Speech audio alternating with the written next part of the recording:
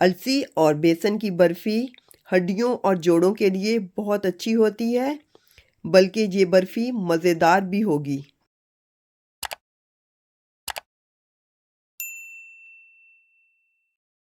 अस्सलाम वालेकुम, मैं हूँ Shahida. Welcome to my kitchen. आज हम अलसी और बेसन की बर्फ़ी बनाएंगे, जो कि सर्दी के मौसम में हमारी सेहत के लिए बहुत अच्छी है। आजकल बहुत ज़्यादा सर्दी है। चलें शुरू करते हैं। 1.5 कप देसी घी है। इसकी जगह पे आप बनास्पति घी या ऑयल भी यूज़ कर सकते हैं। कम या ज़्यादा भी यूज़ कर सकते हैं। ग्राम में 300 ग्राम है। 1.5 कप शुगर है। इसकी जगह पे गुड़ या दूसरी शुगर ब्राउन वाली भी ले सकते हैं, और कम या ज़्यादा भी कर सकते हैं। 300 ग्राम है। 1 कप अलसी 200 ग्राम है, और 400 ग्राम बेसन है। कप से 2 कप है। काजू कटे हुए हैं, ऐसे बारीक बारीक मैंने काटे हुए हैं। और ये पिस्ते हैं, ये भी ऐसे बारीक काटे हुए हैं। खरबूजे के बीज है। मगज जो जिसे हम कहते हैं, गिरी है जो कि कद्दूकश की हुई है। और बादाम है जिसको ऐसे बारीक बारीक सा काटा हुआ है। ये 1.5 कप है। आप कम या ज़्यादा अपनी मर्ज़ी से ले सकते हैं। नियरली 300 ग्राम है। हाफ टी स्पून इलायची का पाउडर है। आप कुटी हुई इलायची भी यूज़ कर सकते हैं। एक बर्तन लेंगे, उसमें 1/2 कप पानी डाल देंगे, और ये 1.5 जो चीनी ली है, शुगर, ये भी इसमें डाल देंगे। ये हमने चाशनी बनानी है, लेकिन 1 तार 2 तार ऐसे नहीं बनानी, सिर्फ हमने शुगर मेल्ट ही करनी है। और लो फ्लेम पे रख देंगे जब तक कि शुगर मेल्ट ना हो जाए। एक कढ़ाई लेंगे, उसमें 2 टेबल स्पून जितना देसी घी डाल देंगे। इसमें हमने ड्राई फ्रूट जो है वो फ्राई करने हैं फ्यू मिनट के लिए। ये ड्राई फ्रूट डाल देंगे, पिस्ते और मगज। हमने ज़्यादा फ्राई नहीं करना, फ्यू सेकंड के लिए फ्राई करना है। फ्राई किए बगैर भी आप डाल सकते हैं, लेकिन फ्राई करने से टेस्ट अच्छा आता है। पहले हम इनको फ्यू सेकंड के लिए फ्राई करते हैं, और ये काजू भी और गिरी बाद में डालेंगे।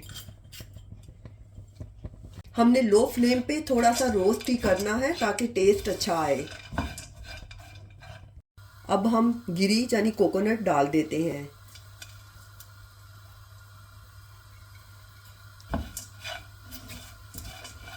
गैस ऑफ कर देते हैं और इसको निकाल लेते हैं। अगर हम ज़्यादा इसको फ्राई करेंगे तो जल जाएंगे। अब हम अलसी को भून लेते हैं। हमने मीडियम लो फ्लेम पे इसकी भुनाई करनी है। इसमें हमने कोई ऑयल कुछ नहीं डालना।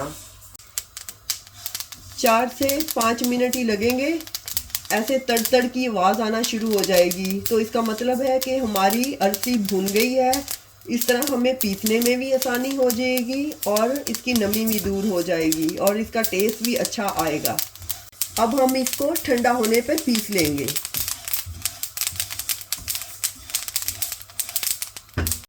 अब अलसी को पीस लेते हैं, थोड़ा थोड़ा करके पीसना है।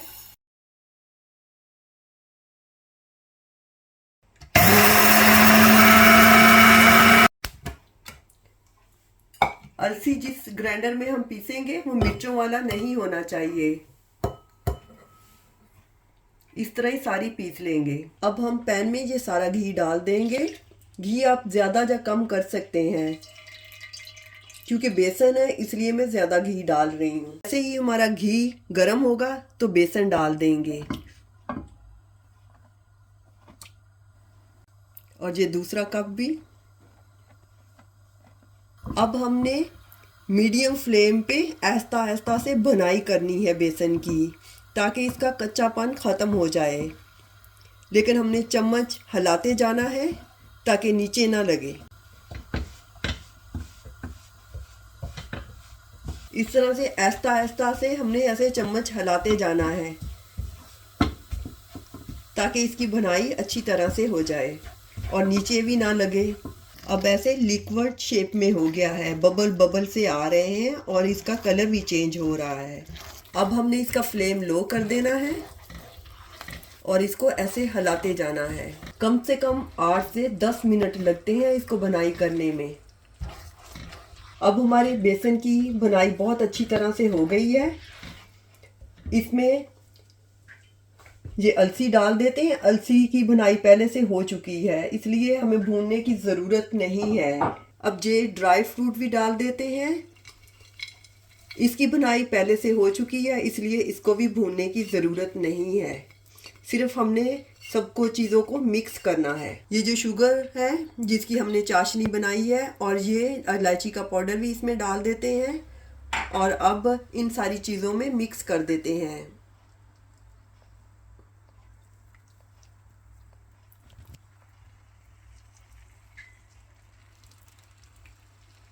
अब सारी चीज़ों को डाल के ऐसे मिक्स कर देंगे।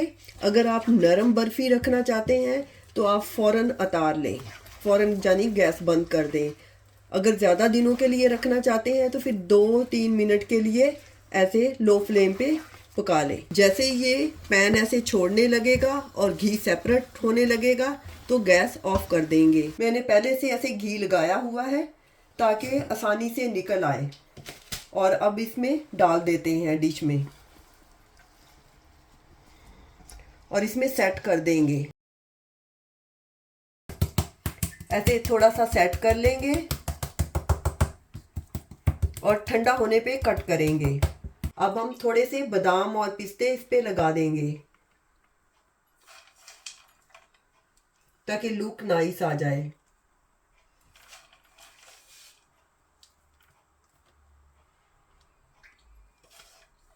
अलसी और बेसन की बर्फ़ी देखने में बहुत खूबसूरत लग रही है और टेस्ट तो ज़बरदस्त है और इसकी खुशबू सारे घर में आ रही है।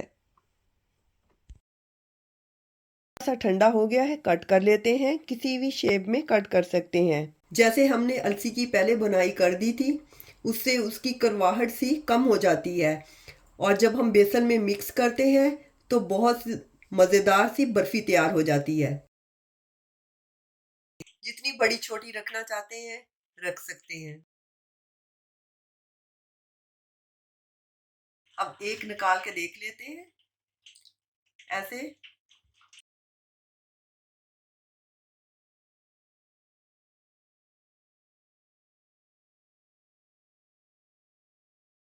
उम्मीद है कि मेरी रेसिपी आपको पसंद आई होगी। इंशाल्लाह दोबारा मिलेंगे नई रेसिपी के साथ। अल्लाह हाफिज़।